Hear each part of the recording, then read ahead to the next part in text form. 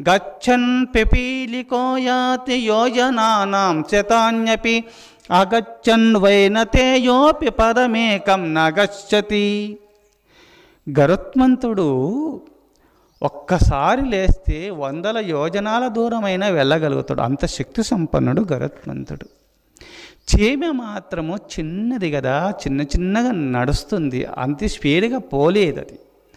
అయినప్పటికైనా మహాత్ములు ఏం చెప్పినారంటే గచ్చన్న పిపీలికోయాతి యోజనానాం శతాన్యపి.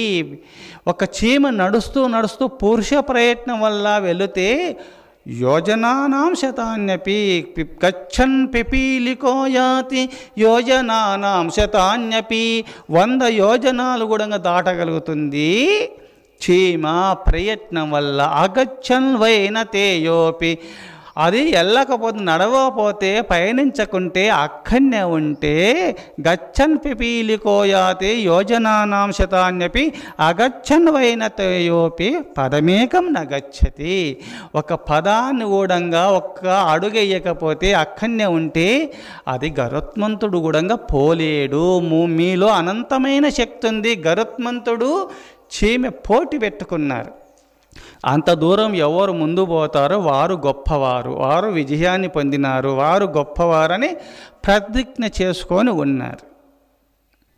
అప్పుడుండి ఎందుకు ఈ ప్రసక్తి వచ్చింది అంటే, అడవిలో చీమల నుండి మనం అనుకుంటే అకస్మాత్తుగా పెద్ద పాములైన చంపగలము అన్నాయి చీమలని. ఆ గరుత్మంతుడు పైన పోతున్నాడు, ఒరే చీమల్లారా మీరు పాముల సంపతరేమో అందరు కలిసి, నేను అనుకుంటే ఒక్కనే ఎత్తుకొని పోగలుగుతాను, నేను ఒక్కనే చంపుతాను అని గరుత్మంతుడు అన్నాడు. సరే నువ్వు ఆకాశంలో స్పీడ్గా పోతాను, నేను అందరిని చంపుతాను, మీరు అందరు కలిసి పామును చంపితే నేను ఒక్కరినే పామును చంపుతాను అన్నాడు. సరే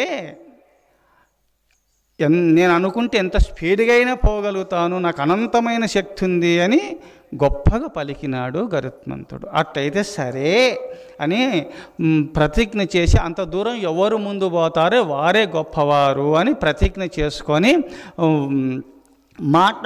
మాట్లాడుతూ ఈ చీమల నుండి గరుత్మంతుని పొగుడుతున్నారు. ఆయన పొంగిపోతున్నాడు, ఆనే ఉన్నాడు. ఒక చీమ మాత్రము చిన్నగా అది వెళ్ళిపోయింది. అది నడుస్తూ గమ్యస్థానాన్ని చేరుకుంది ఆ చీమి. అప్పుడుండి ఈ గరుత్మంతుడు అగచ్చన్ వైనతేయోపి పదమేకం నగచ్చతి గచ్చన్ పిపీలికో యాతి